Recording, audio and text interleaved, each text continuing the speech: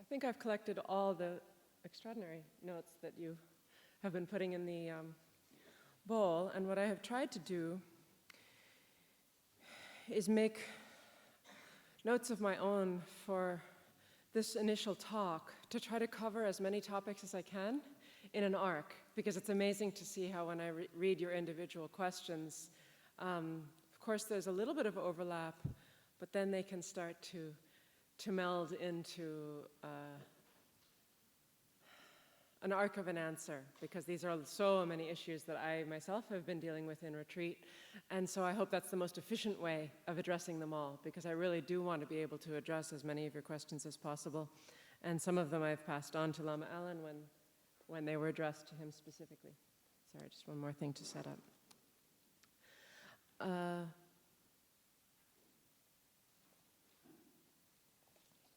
First note, just from the last session, is that the quotation that Lama Alan was referring to from Buddhaghosa on the gold standard of what someone who's achieved the access to the first jhana and the first jhana, it's actually on page 20 of the notes that you have.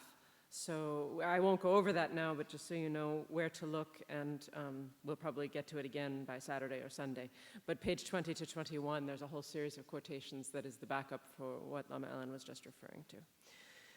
So that I wanted to say.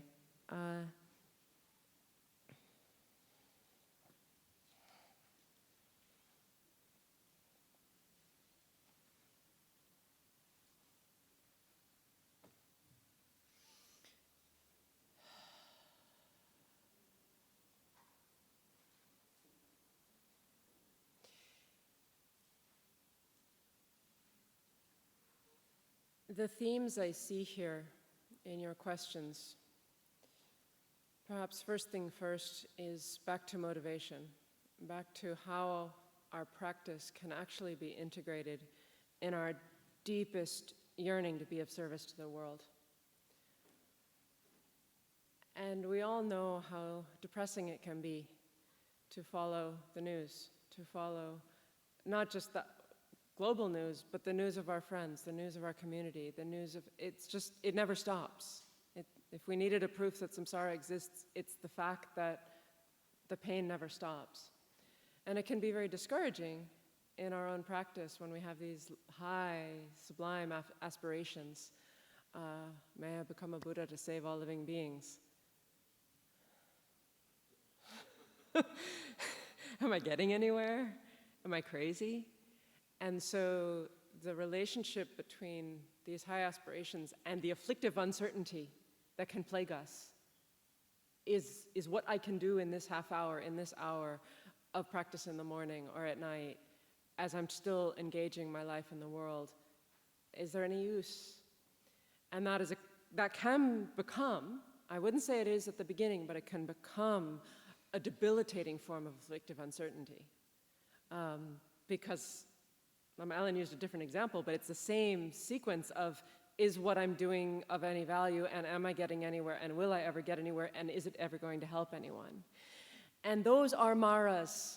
You asked about maras yesterday, and the theme will come back again and again, because we start to realize how all the things that plague us and actually try to set up obstacles to our continuing in our practice are the maras.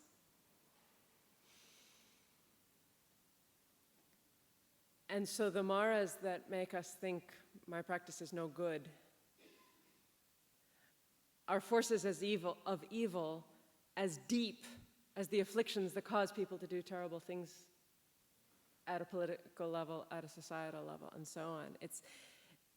I don't think I'm overstating it. We have to see that within our minds, that the doubt in our own practice is going to stop us, or wants to stop us from progressing in the sublime path of the spiritual life, as much as the maras that cause people to do very bad deeds. And so the ferocity with which we must cut those off can't be understated. But we have to do it skillfully, because it's not about creating more anger at our maras. That doesn't help.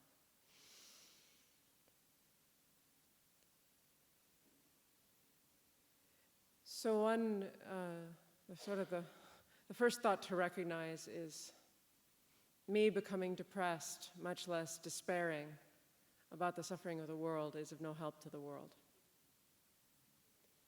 The best service we can be for others is to be what they need, which is a force of light, a force of positive vision, a force of gentleness, tenderness, loving kindness, compassion, empathy, and so on. And I'm sure you all know this even from the one-on-one experience with trying to console a friend. If your compassion, if your empathy ends up taking you as low as the person you're trying to console, you can't console the person anymore. We're able to help others through our inner strength. The doctor is able to help the patient because the doctor has the education and the medicine to know what to prescribe. If the doctor's compassion simply made them as sick as the patient, then they're of no use. These should be familiar analogies, but we can never remind ourselves too much. So, the equanimity first, even just the equanimity, and at a very basic level, equanimity can reach the heights of the realization of the great perfection, but at the most basic level of balance in our heart and mind from hour to hour, day to day, that our practice, and in particular our shamatha practice, can instill in us, is the first part of our gift, that we can enter situations with an equanimity. And someone asked about that balance of detachment and involvement.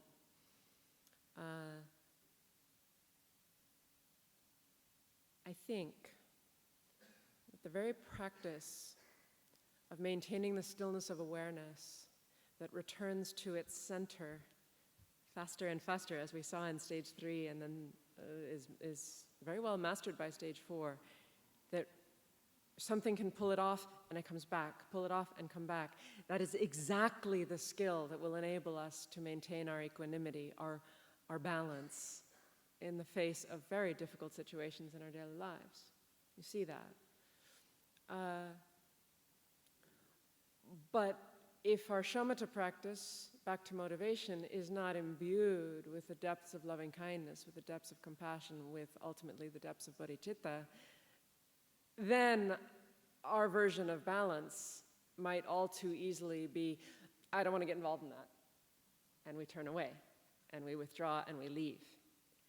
But if our shamatha practice is genuinely grounded in a motivation of loving kindness and compassion to start with, and then the deeper, the progression of the 4 measurables, which again I'm not addressing directly. Lama Alan has taught extensively on the 4 measurables if you ever want to look up those teachings. But then our joy, this truth-given joy that starts to well on up in us and that we start to see in others, and we can rejoice in others' joy, and there's no competitiveness at all. And then the equanimity that starts to be able to see those who've hurt us, those who've helped us, at root, they're all the same. We start to see deeper and deeper layers of who the people are we encounter, who the creatures are, the animals, the insects. The closer we get to tasting even our substrate consciousness, the closer we get to tasting the ground of consciousness that underlies every living being. And so that enables us to have more equanimity. So what I'm saying is, in the briefest form, as the tenderness of our loving kindness develops, as the depth of our compassion, which truly sees suffering for what it is, but isn't bogged down by it, isn't dragged down by it, as our joy in true virtue, our own and others, increases, and as our equanimity that's able to see the source of other beings' minds and bodies, then we start to have that ability to maintain the stillness of our awareness, of our being at center, no matter what's happening.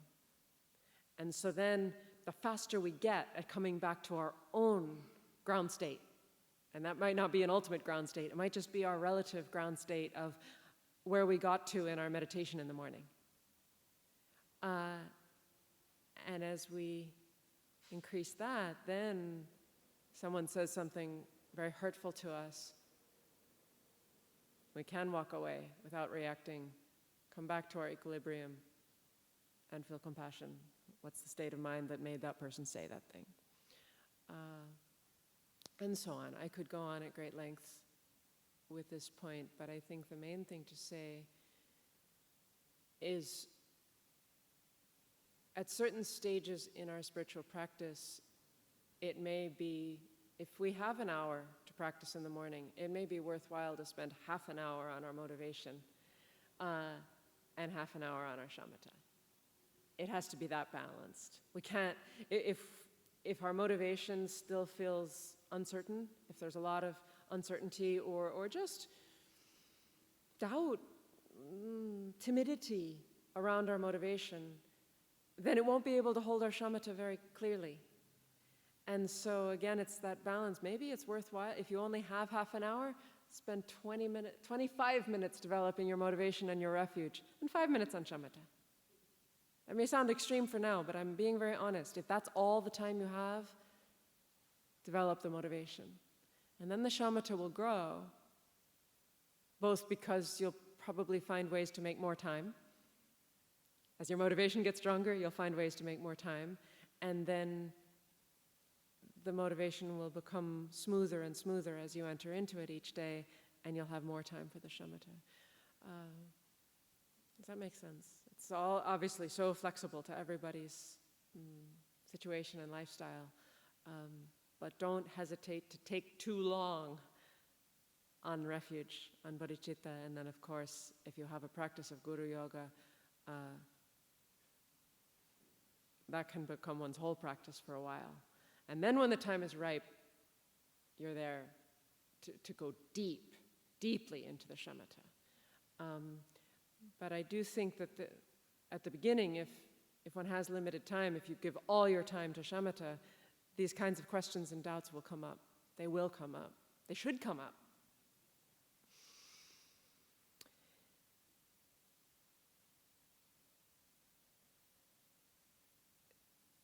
So in that vein, someone had asked me about prayer, which I mentioned yesterday.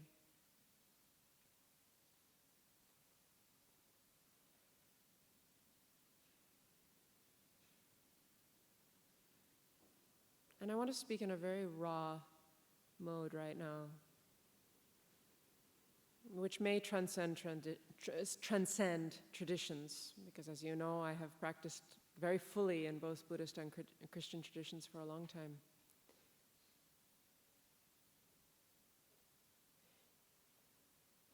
If there is a dimension of consciousness that permeates reality, and in Buddhist context, I'm speaking of the very subtle mind. This is answering two questions at once. Someone asked the distinction between the bhavanga and the mind of clear light. The bhavanga you've heard described today. It's common to all sentient beings, but it is individual. It's not yet configured as a particular mind, but it's not ultimate. That's why Lama Alan could say it's not anything religious or spiritual necessarily to discover the bhavanga. It's something to be discovered at the depth of our psyche. But it's not religious in the sense of it's not the ground of reality. It's not the ground of all things. It's the individual ground of our particular field of experience. And across multiple realms. The bhavanga, according to the Buddhist presentation, can be the same ground state from which someone can arise in the desire realm, can arise in the form realm, and so on. But it's not the ultimate ground. The very subtle mind of clear light, as it's described in the Vajrayana teachings, or pristine awareness, as is described specifically in the teachings of the Great Perfection, that is an awareness that is beyond the confines of one or many. It can't be defined that way because it is the primordial consciousness, the primordial wisdom that knows emptiness. The clear light of death is an unrealized clear light, so I'm not speaking of that right now. I'm speaking of the clear light that is realized as a result of the stage of completion or of the path of the great perfection. That is the extremely subtle dimension of consciousness that grounds every single one of us and grounds all of us. And you can't separate, oh, well, where's my clear light mind as opposed to your clear light mind? By the time you realize it, that just won't make any sense anymore, because it's free of extremes. It's free of one and many. It's free of coming or going. It is the direct realization of emptiness. There's the subjective clear light, the objective clear light.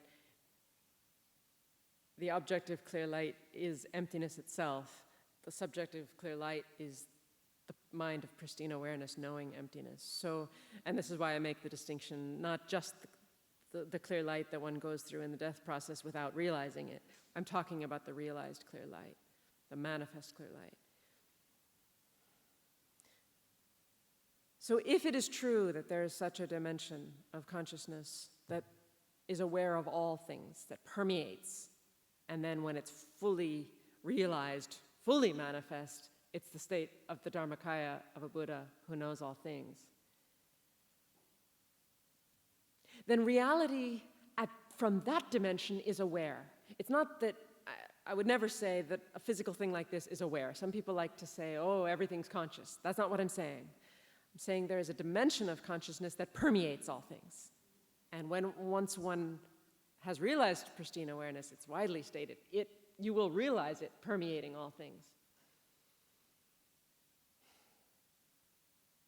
Then, of course, nothing is inherently real. That's part of the realization of pristine awareness, is also the realization of emptiness. You can't possibly hold anything to be inherently existent once you're viewing reality from the dimension of pristine awareness.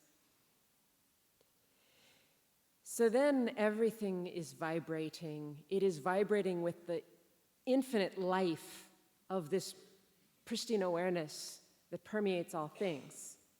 Can you just imagine it for a moment, if you were viewing reality from that perspective?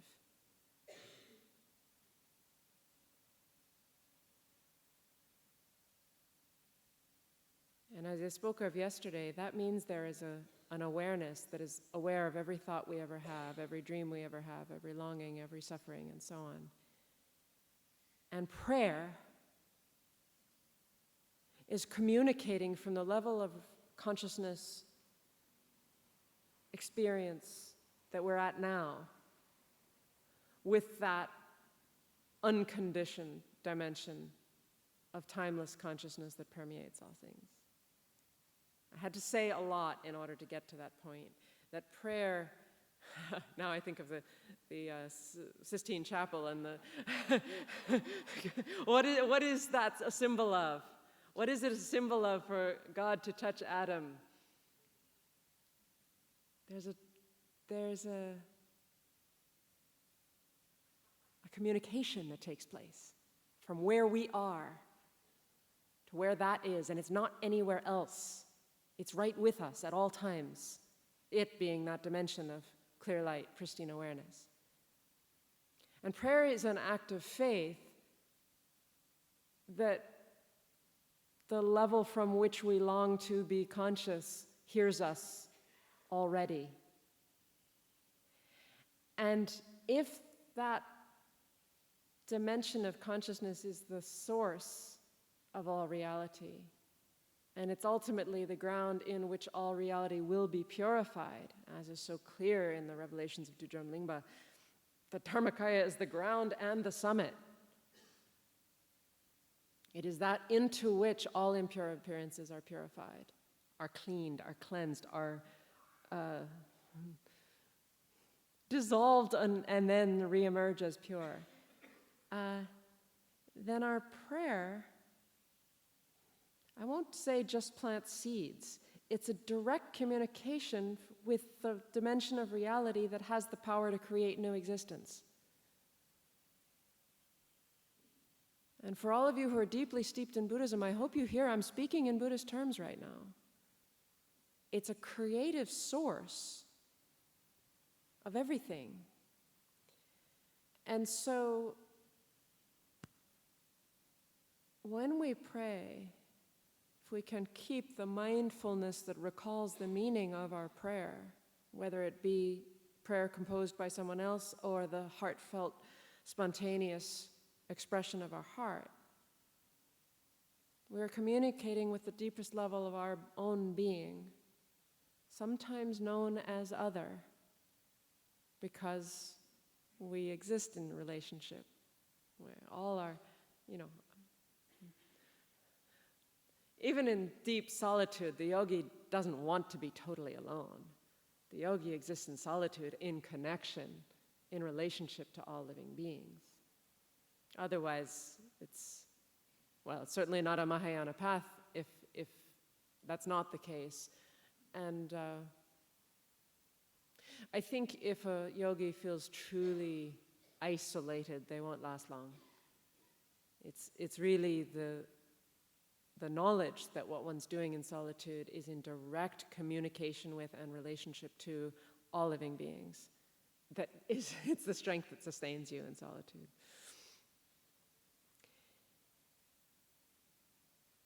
So that's not in detail a comprehensive explanation of prayer, but I hope it's a taste that could help us get through our despair. Because the demon of despair wants to say what you're doing has no effect, doesn't matter, won't help anybody. But if we can look at even the simplest wordless prayer cried from the depths of our heart that we can't even put words to, but we know its sentiment, we know its meaning.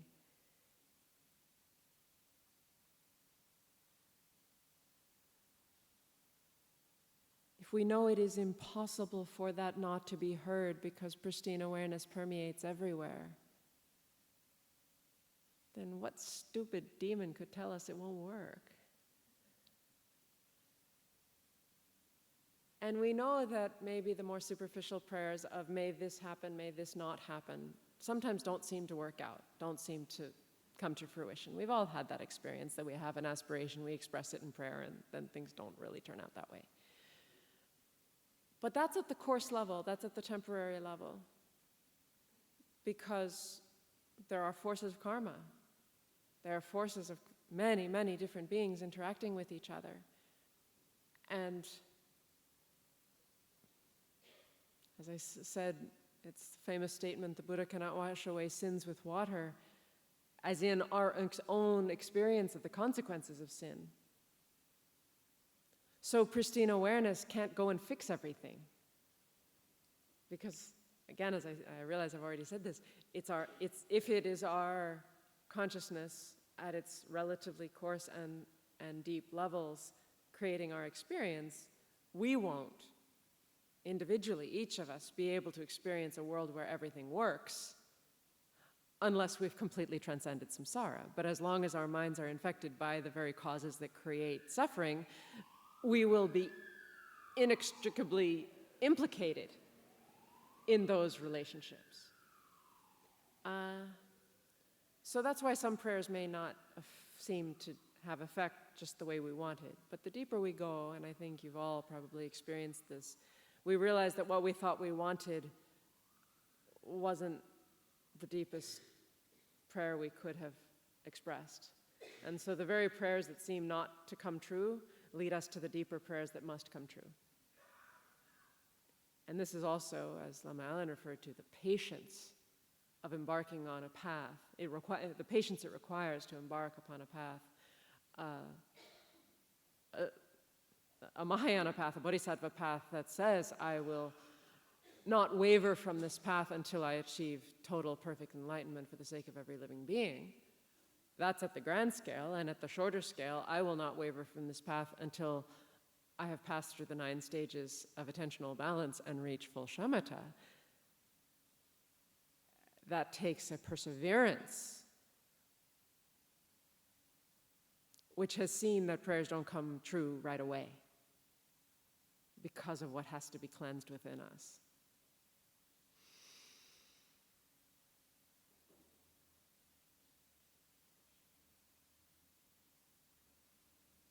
So then, since I promised that I would check on the forms of faith, and this is again an arc, I hope you see these topics are related. What's the progression of faith? How can we, someone asked, is shamatha enough at this point to give us the intimation of the clear light that we need? And I'd say no, it's not. Because shamatha alone is dealing with our mind as it appears to us right here, right now, and that starts as a coarse level of mind. So that's why faith is necessary. If we're not simply on a path aimed at achieving bliss, luminosity, and non-conceptuality, which are the experiences of shamatha, if we wanted to stop there, okay, maybe we don't need faith in anything else. Probably we wouldn't get there. I won't categorically say it's impossible, but probably we would not have the strength to get through the obstacles that will arise along the path to shamatha if our goal was only shamatha.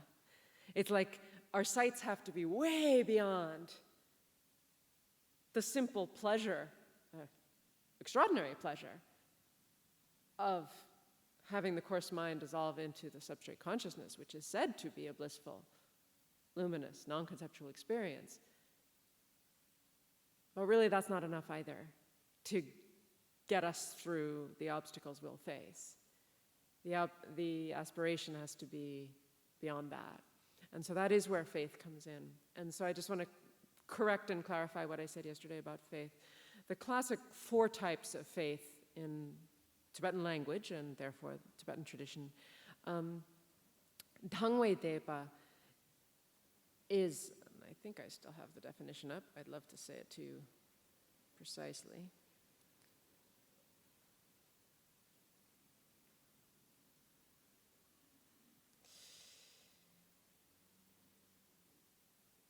It's an admiration, mepa, that arises because you have understood the good qualities of that towards which you have faith.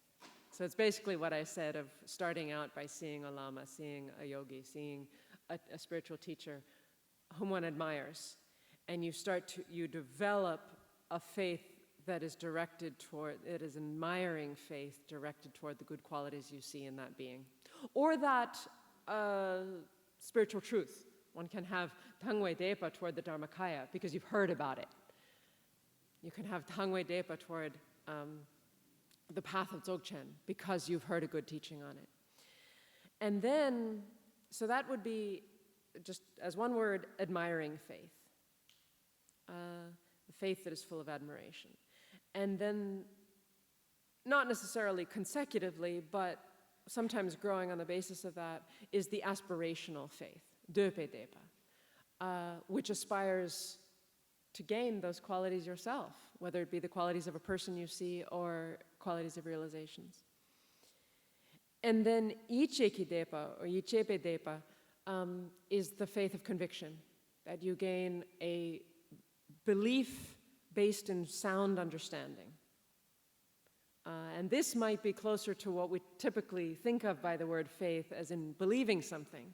But it's very specifically as part of a process by which you have admired, you have aspired, and then you, because you've practiced, you start to gain a firm conviction.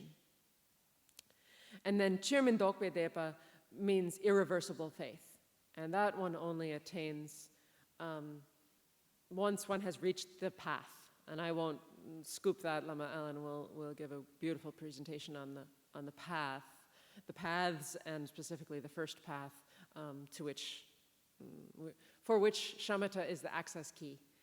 But Chirmin Dokpe Depa won't come actually until we have the kind of stability of mind of shamatha itself. So it's more of a result than what gets us there in the path of shamatha.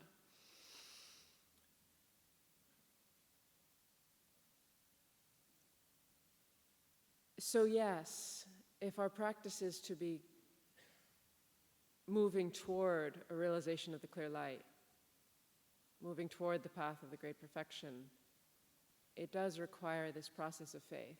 And that faith at this point is so often cultivated through our relationship to a teacher, through our Guru Yoga.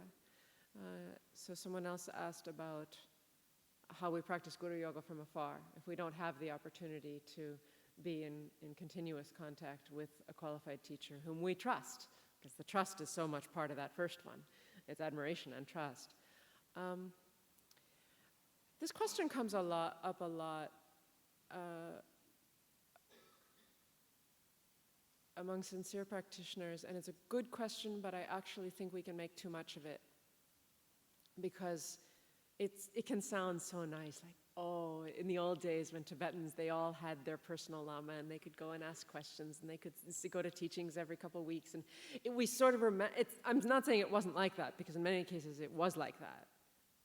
Very, very close relationships, as Lama Alan has referred to, living with Geshe Rinpoche for maybe it was 3 years, something like that, a substantial amount of time. And that's a priceless opportunity, but most of us will never have that opportunity. And that's okay. It's really okay, because we have other things that Tibetans didn't have, like the internet and podcasts and videos and digital texts. We have access to, in many ways, more Dharma than many Tibetans ever did. Okay, if you become a Geshe or a Khenpo, you have probably thousands of pages of text that you've read, hundreds that you've memorized. So we shouldn't get spoiled by the ease of access. But we have it, and we should take advantage of it in listening, reading, discerning. And the most important point I would make here is about discernment, as yesterday, discernment of our life path, discernment of our Guru. So that, because, as we know, there's a lot of lousy information on the internet, and there's a lot of gorgeous information on the internet about this path in particular. And that's why if you listen to the care with which Lama Alan speaks about wrong views, mistaken views, exaggerated claims, and so on, the reason he keeps pointing that out is so that we have the tools to test every piece of Dharma we encounter. One doesn't gain that discernment all at once. One has to build it over time. But we do have the capacity to build our own discernment, because if we just went to any Lama, no matter how qualified, and just said, whatever you say, I'm going to trust you completely, and I don't have to worry about my discernment anymore, that won't help us progress either. We know that. One can have the most perfect Lama in the world, but if one doesn't have discernment, one won't be able to notice day to day, week to week in retreat, how one's mind is progressing or making big mistakes. So sometimes the maybe unfulfilled longing of being personally close to a Lama can actually help us develop greater and greater discernment within ourselves, and we'll seek out more variety of views in order to find the truth of what can I really accept now, and then, of course, keep taking it back into practice, back into practice, back into practice, because otherwise it just becomes mere information seeking. And I think all of you here know that that's a dead end in itself.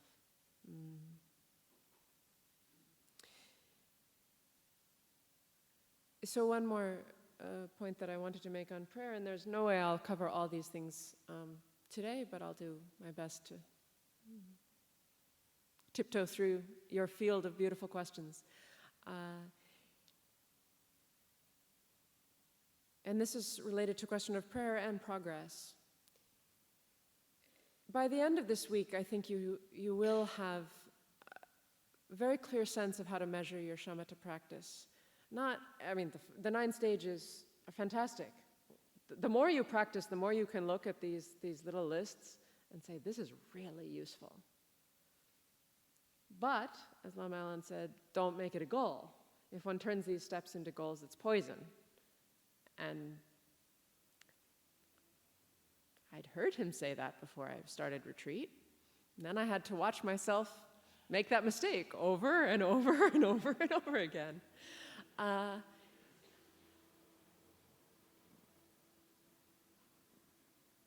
So they're more like a, this is it. This is a good analogy. In some families, in our family, we had a wall where we would measure height, but we'd pretty much only do it once a year. Maybe every 6 months when we were in a growth spurt. Growing up, my brother and myself, and you'd put the little pencil mark on the wall with how many inches you'd reached. I think the 9 stages, when you're really practicing seriously and you're giving it all you can, they're like that. Check in once a year. Check in once every 6 months. And you'll know, And if it actually feels like you're at the same stage, that's okay. Because the richness of spiritual growth that has to take place, especially in stages 3, 4, 5, 6, it's enormous. And so,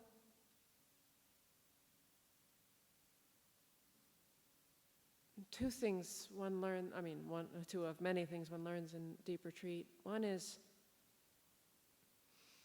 never compare, because we are all so utterly individual, and we're bringing so many individual propensities to our practice that no two people's path to Shamatha alone, much less their entire spiritual path, will ever be comparable. And so the temptation to think, I heard about that person who was in retreat, how am I doing? Ridiculous. And yet it's a temptation that does come, and so just keep exploding it. The other is against oneself, comparing to the past. Because we've all had lovely meditations. We've all had some kind of experience that inspired us to be in the path at all. And to ever try to measure one's practice now in comparison with who I was 5 years ago, 10 years ago, 15 years ago, is also just an obstacle. It just turns into an obstacle. Because if you're thinking about it during a meditation, it's a distraction from the meditation. If you're thinking about it outside of meditation, it's a distraction from your in-between meditation practice. So there's no time when you should be comparing to what I was long ago. Memories will come up. You may gain fantastic new insights about your past, but actively trying to compare, as much as we will all end up doing it at some point, eventually let it go. And sooner rather than later is good.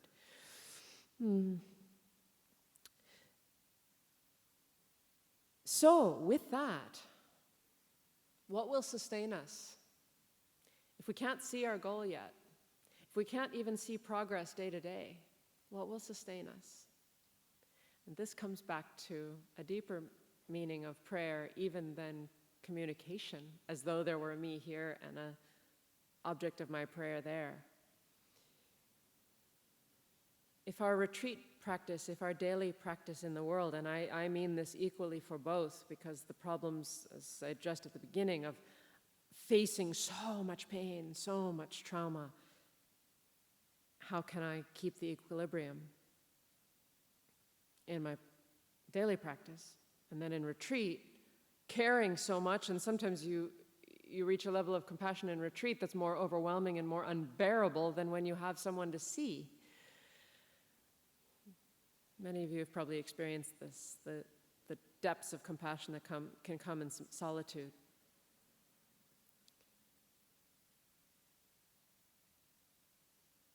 If you're measuring your retreat by where you get, in terms of a progress-oriented model,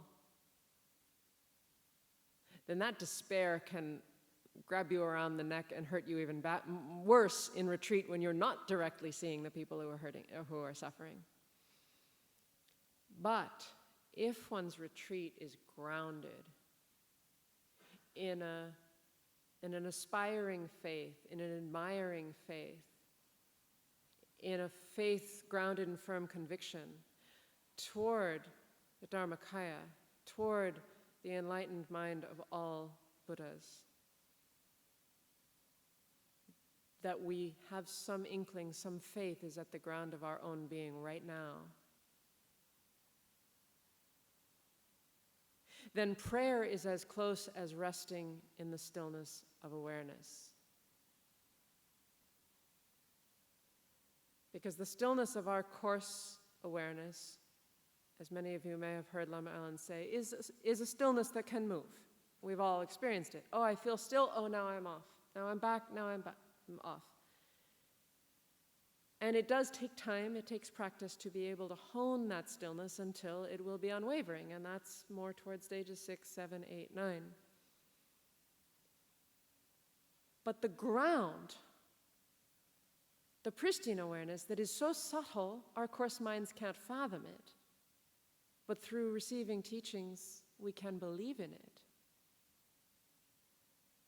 We know that ground can't possibly ever move because it's beyond the extremes of movement and change. It's beyond the extremes of past, present, and future. It's beyond the extremes of coming or going. So back to refuge, if our refuge can be a settling, a dropping of our being, a release into that ground, who is the accomplishment of all prayer, who is already aware of everyone's needs before they even can express them, then by joining our practice, no matter how beginner our practice may be, to the infinite ground of practice of the Dharmakaya, of all enlightened beings, our effort is dedicated, and this word is used, you dedicate your virtues to the absolute space of reality, which means you plant them there. And then there's no limit to the virtue that can arise. But it's not virtue we hold on to as I want a positive result in the future. It's virtue that is dedicated to the ground of reality and therefore to all beings at once. And I think you can taste the kind of refuge that is, that no matter how distracted our mind might be, no matter how afflicted, no matter how many demons we're facing, that ground is silent.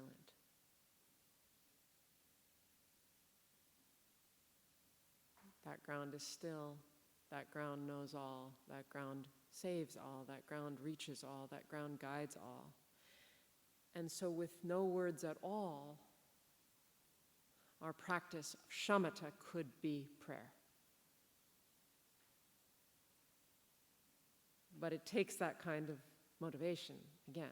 If we just think of shamatha as I'm training my mind, okay, it's training your mind, and that's fine. But it could be training our mind while surrendering ourselves to the ocean of pristine awareness. And then pristine awareness does the work without doing anything at all. So then it's time to meditate. And I'll come back to more points later.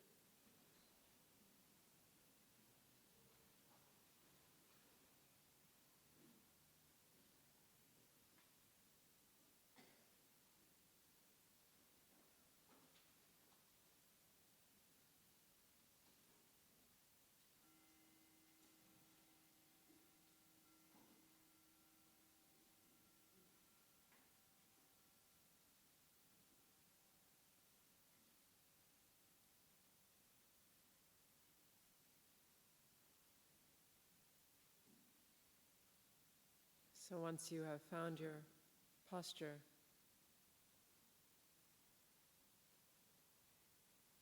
as though all at once release everything you may be carrying on your heart, in your mind, even physical discomfort.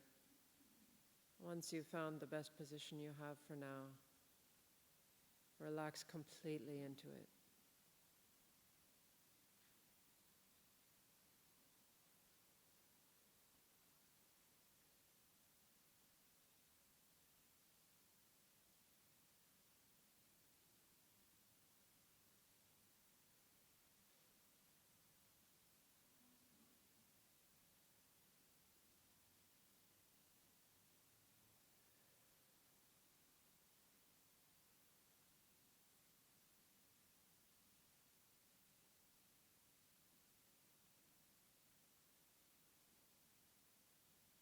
Then ever so gently begin to feel the swirls and eddies of energy moving through your legs, your fingertips,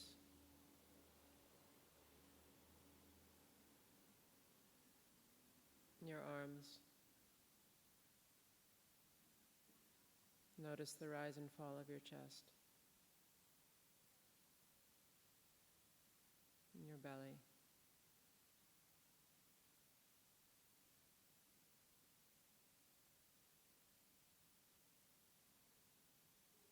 Let that energy rise ever so gently through your neck and head, lengthening your spine.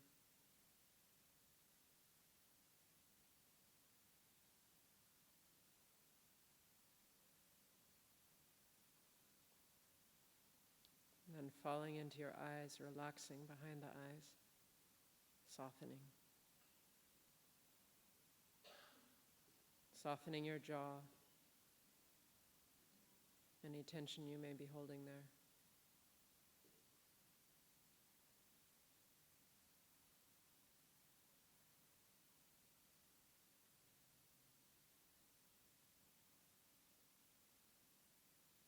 And then exhaling all the way, holding nothing back. Begin to note the rhythm of the breath.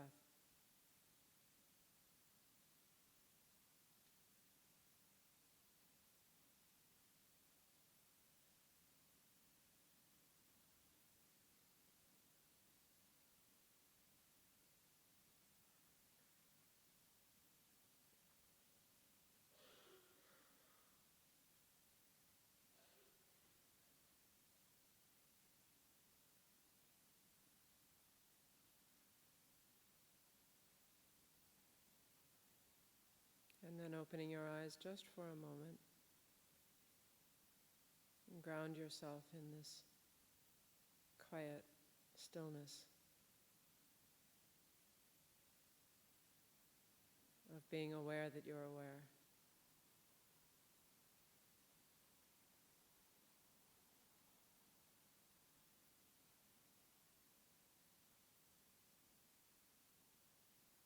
Letting thoughts arise and pass, but not identifying them with them.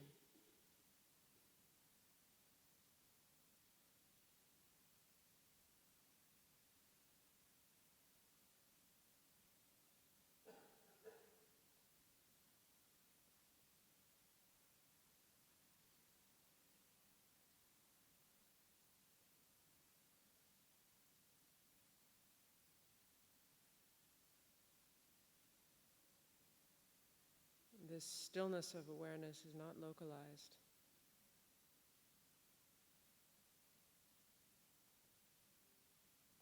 First, let it encompass your whole body.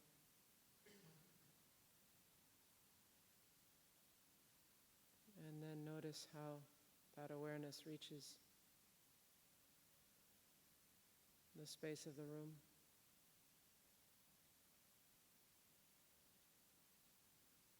The street outside.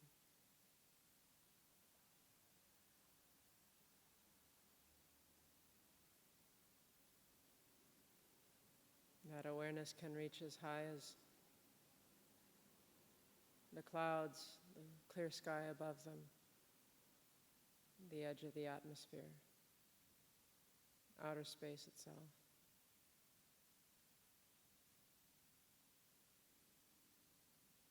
And downwards that awareness can encompass the very center of the earth.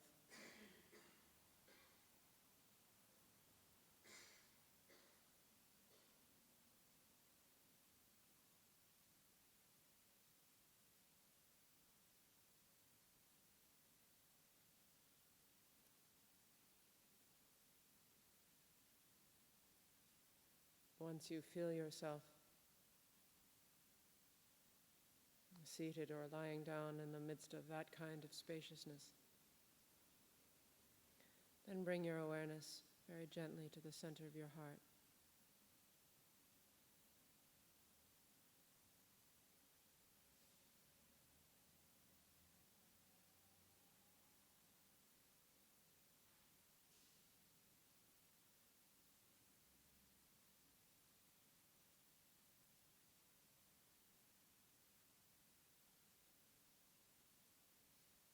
And as though in a flash, see who you are now as part of the arc of this whole life, this whole lifetime you've experienced that you remember.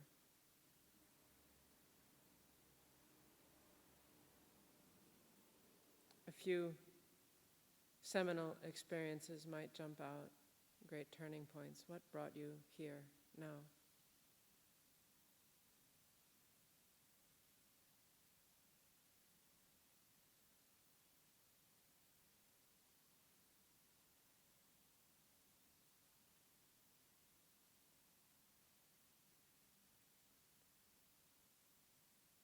But look at that arc with the question, what have I most wanted to be? What have I aspired for?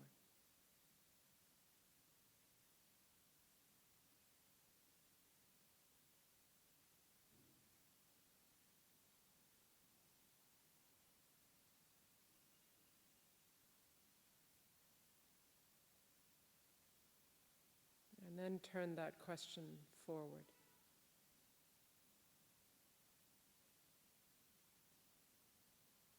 What do I long to be? If there are no limits to the body and mind,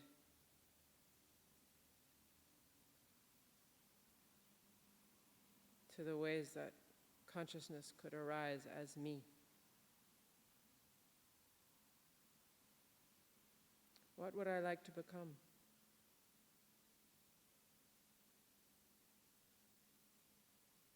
What kind of presence in this world, or even many worlds, would I like to be?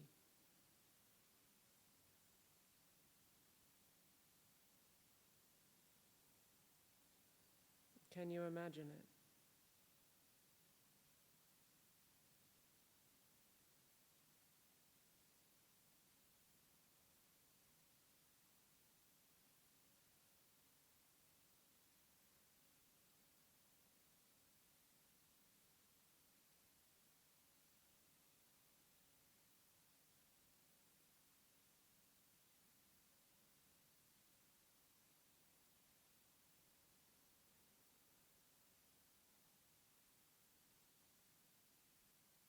And then find that trust within you, that there is a dimension of reality, a dimension of awareness that already knows your longing even before you do.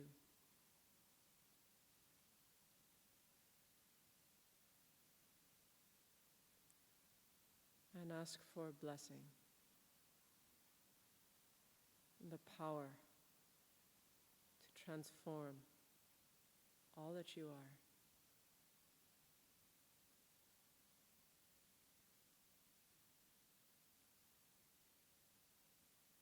To be what you long to become.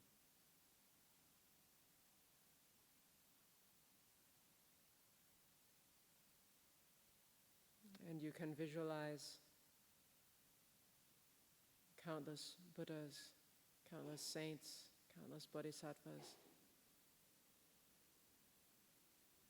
anyone with whom you may feel a connection, filling the sky all around you, all sides, above and below, and pouring upon you blessings in the form of light, converging upon your heart.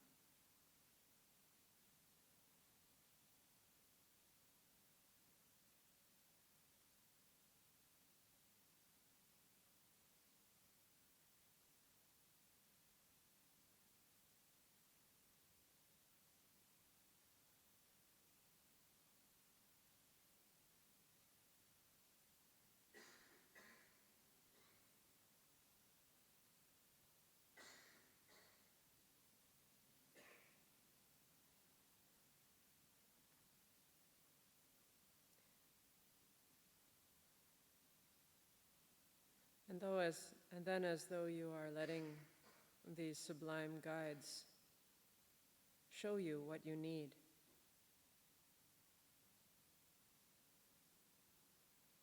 ask the question and see what comes to mind. What do you truly need now?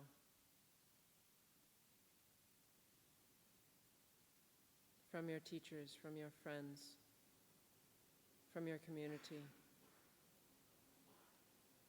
What conditions need to be fulfilled for you to take even the next step forward in this path toward the being you aspire to become?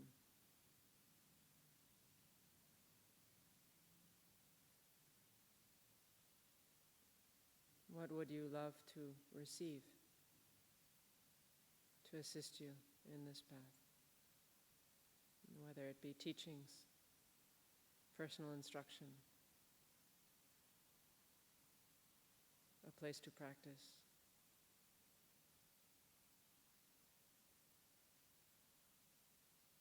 financial support, anything you may need.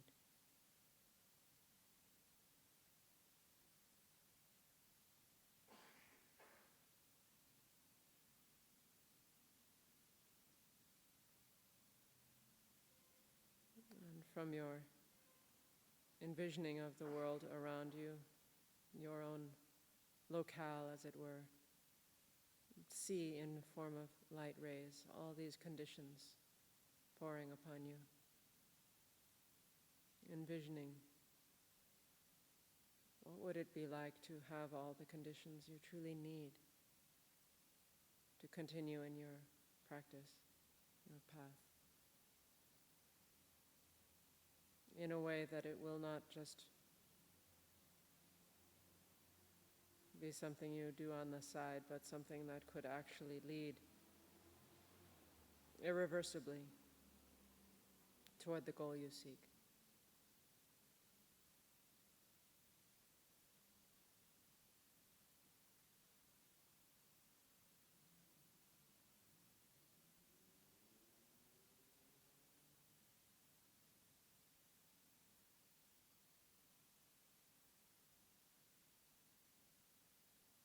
Let all those images also dissolve in your heart as blessings.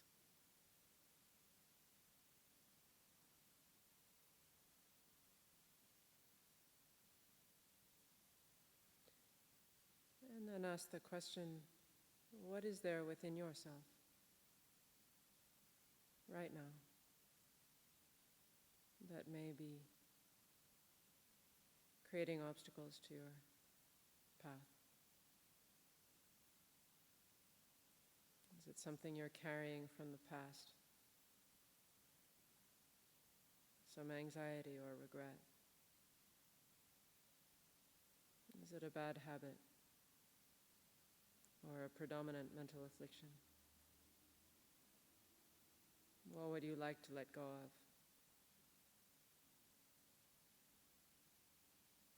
It is only hindering you, obscuring you from yourself.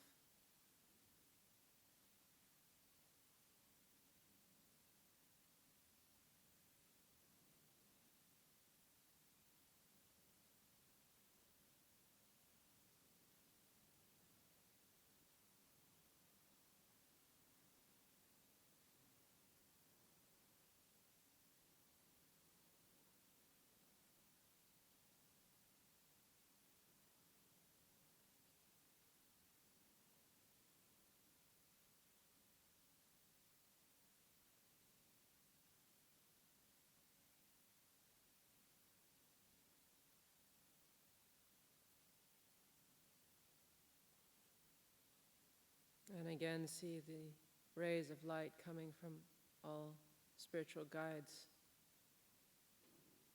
entering you, purifying you, cleansing you of what you don't need to carry anymore.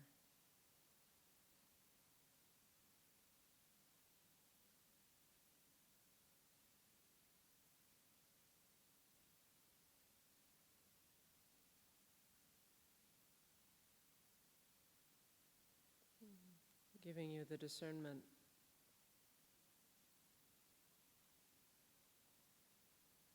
the clarity of mind to avoid those situations in the future, those mental afflictions.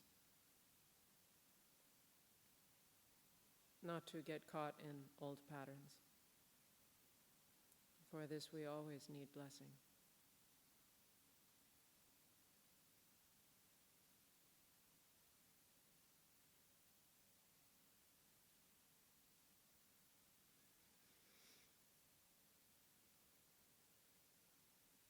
And then as you feel fresh, cleansed, new, ask yourself, how in the course of this path, not only as its final goal, perhaps hardly imaginable right now, how in these days, months, weeks, years ahead, would you like to serve the world? What would you like to give?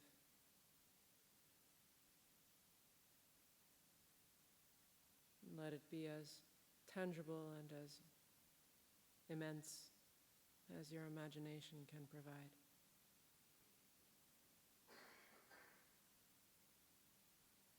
Do not be timid. What would you like to give?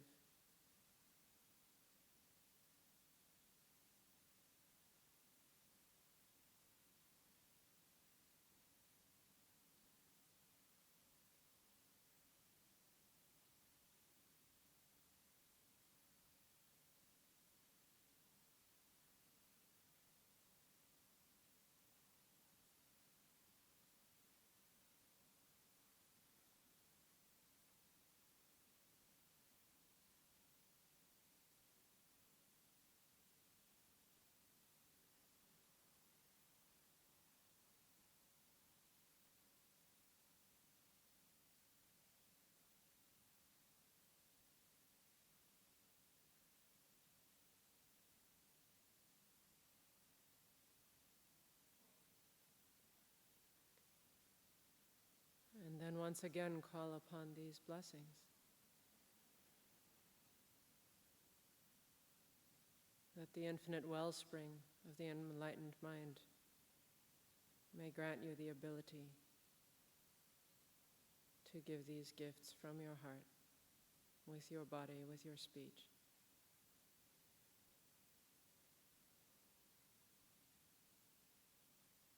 That you may encounter those who can receive your gift.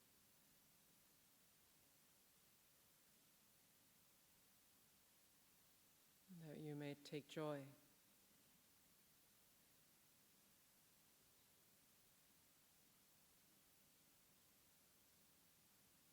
in each step of becoming what you long to be and what ultimately you have always been.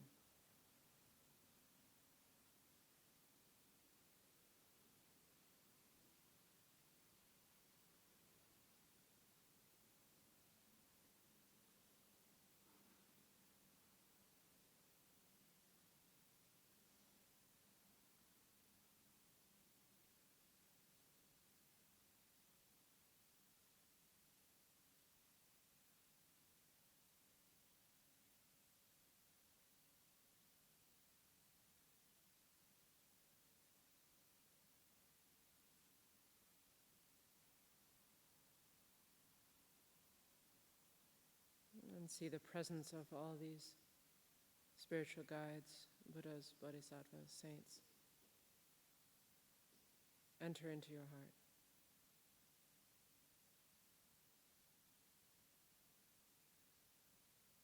And once again rest, just being aware.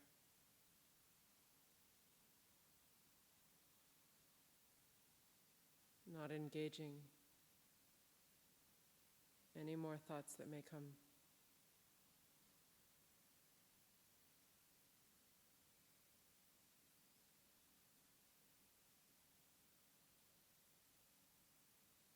Simply dwelling at the center, the innermost center,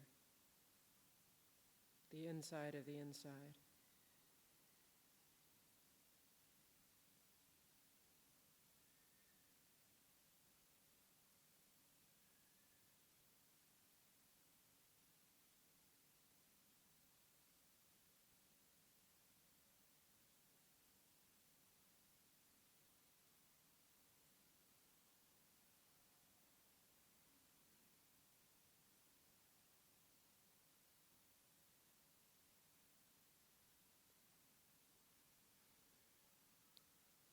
And if the awareness of the rhythm of your breath rises up to meet you, as it will, let that be. This is a doorway into the Dzogchen approach to mindfulness of breathing. The breath is there. You're not pushing it away. You're not trying to engage closely with tactile sensations in this approach. You are primarily resting in the stillness of awareness.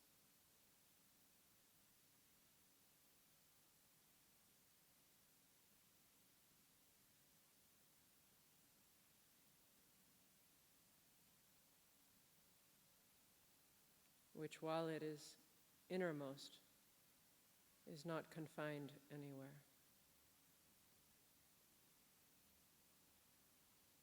So it is as vast as space itself.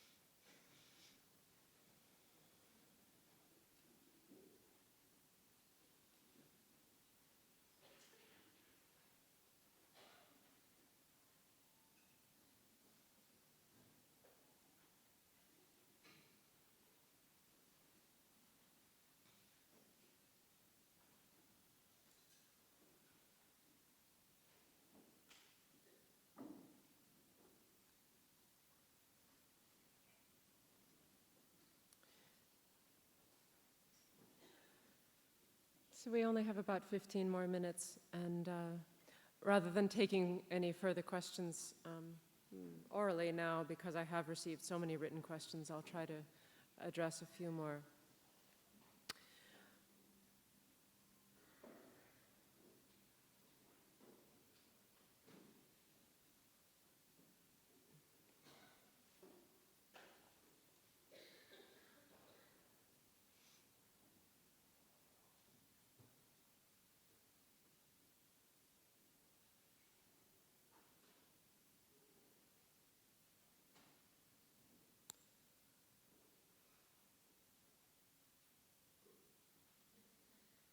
one question that came up was about, the practice of shamatha with a sign and without a sign. We will get to shamatha without a sign on Saturday, so you'll have a much better understanding of what that distinction is.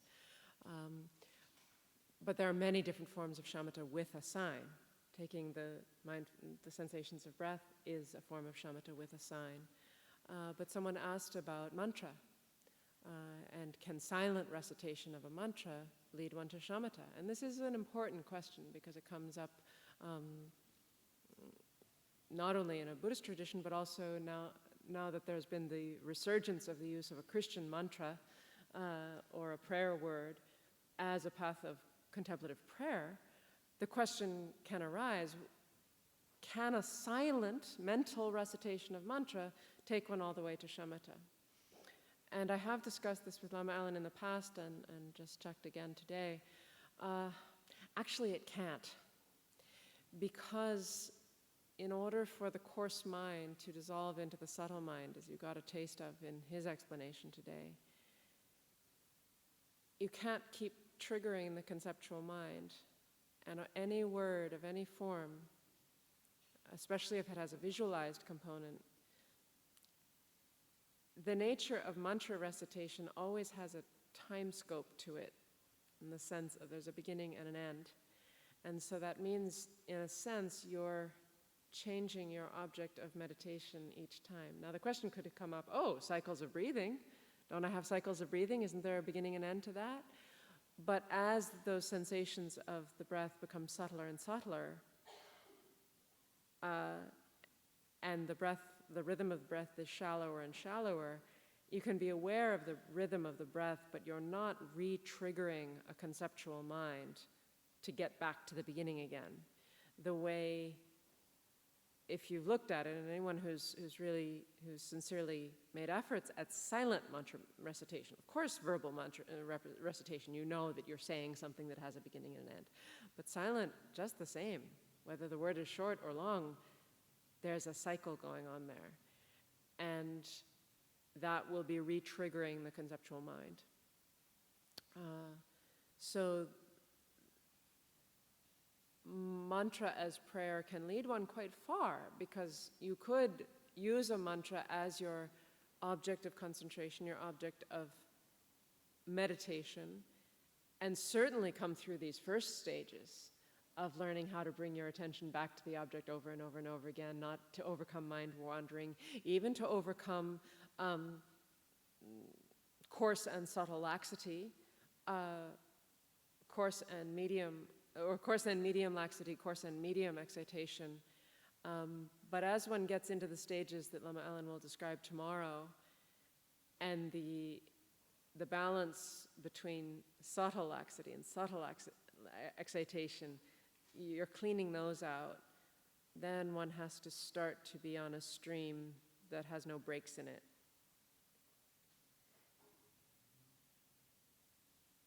And I really leave it to any of you who have interest in silent mantra recitation to figure out why that couldn't continue all the way to the coarse mind dissolving. And now this is related to a completely different question, but it's on the same point of what's happening as those in mindfulness of breathing, when the sensations are getting very subtle and you have very close attention. And the instruction is still to note a long breath as a long breath, a short breath as a short breath. Does that mean you have to keep remembering the previous one? And is that a conceptualization to go back and say, well, compared to the previous breath, is this a long or a short? Don't worry about it. That is my answer. Because when you're at the place in your practice where the breaths are still widely varied in length,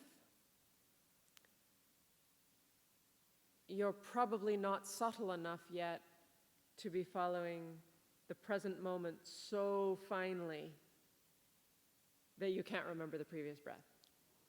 Again, it's that progression, that natural progression.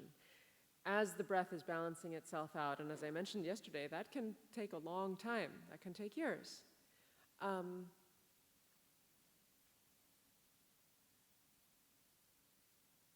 But, well, and this I say purely from experience, you don't really have to compare to the previous breath to know if a breath is long or short. You're just inside it. And you know what the feeling of a very long breath is.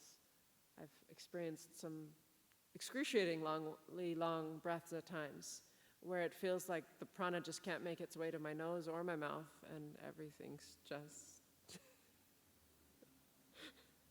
like a great tsunami wave that hasn't figured out it's a tsunami yet. And you're waiting for that breath to actually exhale, but it hasn't quite exhaled, but it's not really inhaling either. There are moments when the breath will come, for me at least, seem like it has no rhythm at all. But one has to get finer and finer and realize, oh, that was actually part of an exhalation, and then it's part of an inhalation again. But what I'm trying to say is when you're in the midst of that kind of process, you don't have to be comparing to a previous breath. You just know you're in the midst of something. And it's very long. It's extended.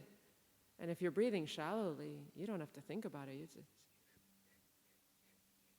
You're hearing these little, or you're sensing these little rhythms, depending on which practice you're doing, whether you're focusing on sensations or you're focusing more on the overall rhythm, it will arise differently.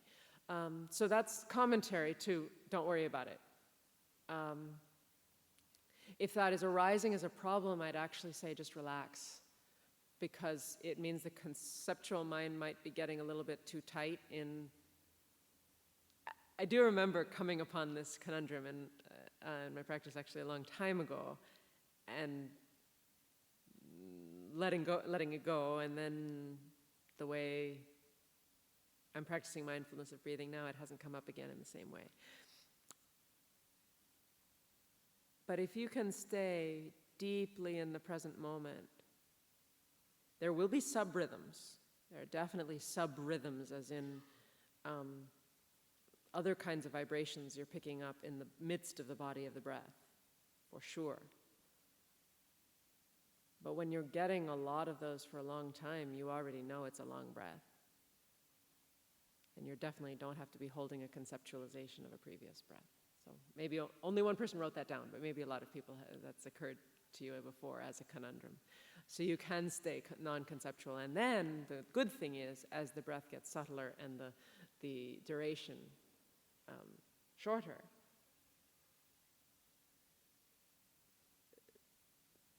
again, you don't have to be comparing because it's so even.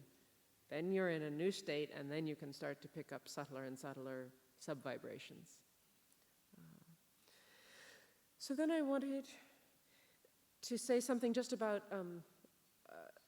introspection, because I find the Tibetan word tells us so much about what it actually does, and that's sheshin.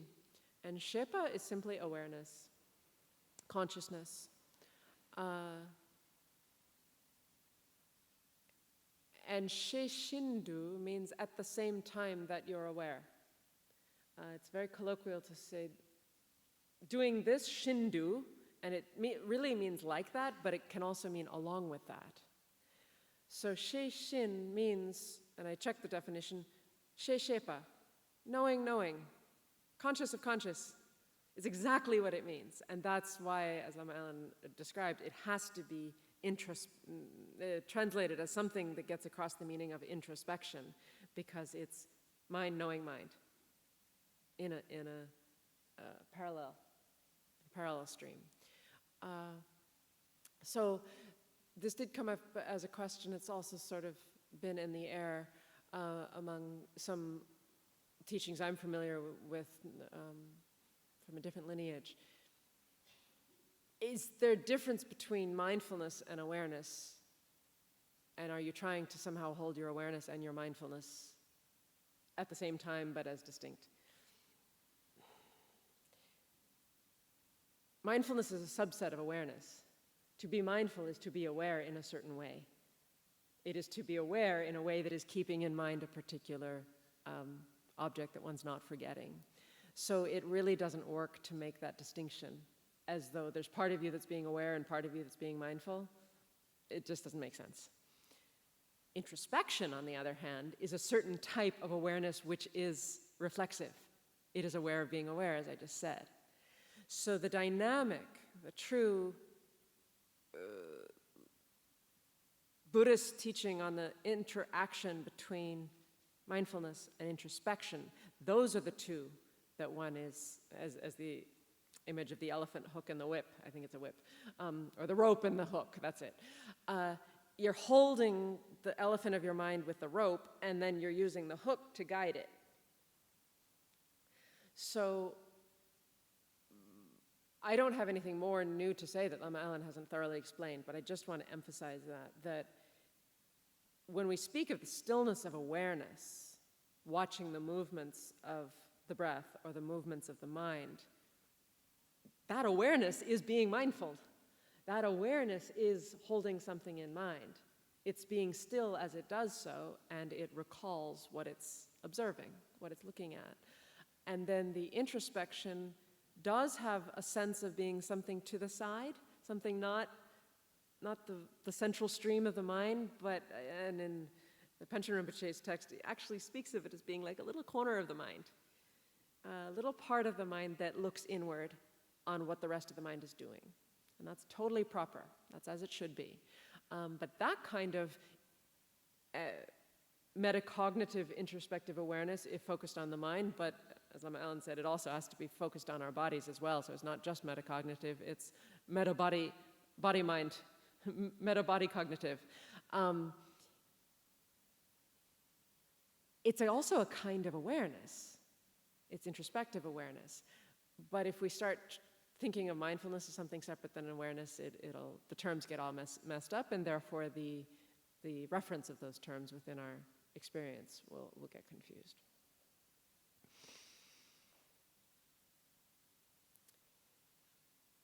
So I had wanted to say more about the experience of the 5 obscurations as they come at subtler and subtler levels, because obviously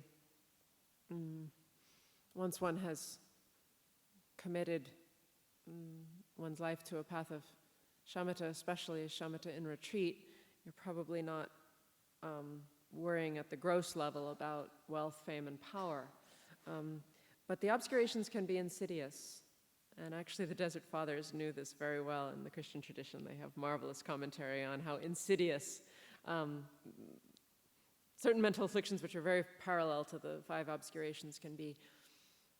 And I don't have much time, so I'm just going to read you some notes that I actually made about, almost 2 years ago, when I was reflecting on how the 5 obscurations were arising in my own retreat cabin.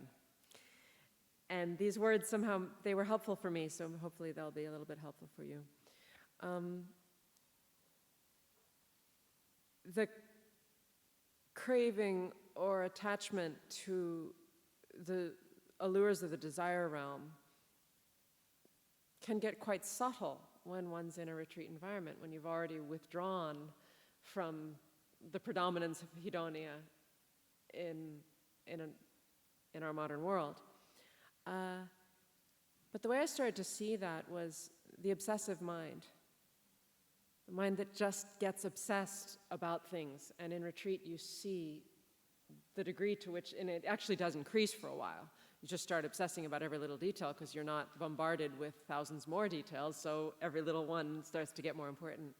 And so I started to notice that it was that obsessive state of mind that was attached to a realm. To being in a realm, to being a person in a realm, even if that realm had just gotten very, very small. And with that, the need for stimuli.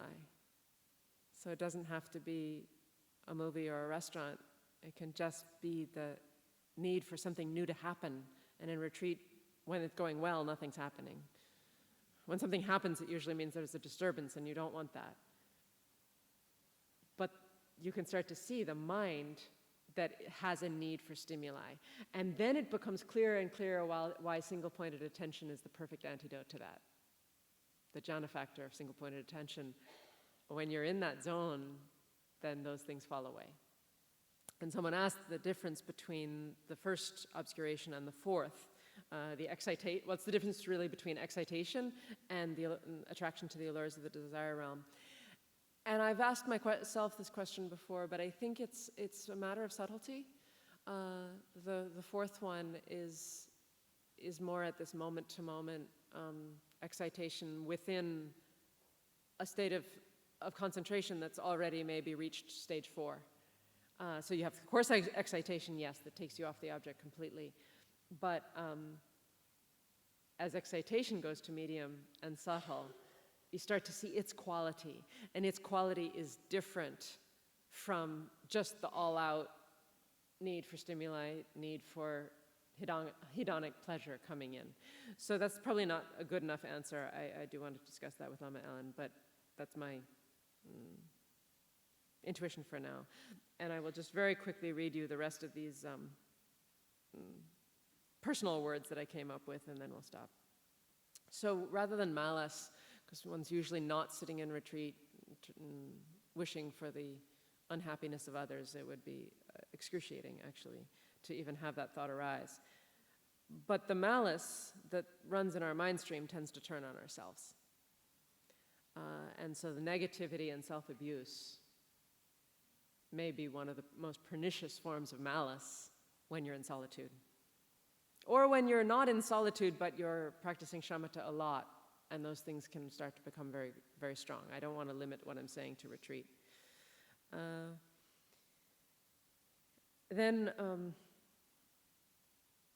Laxity and dullness, they're just laxity and dullness. It's very easy to recognize them, but they can also manifest as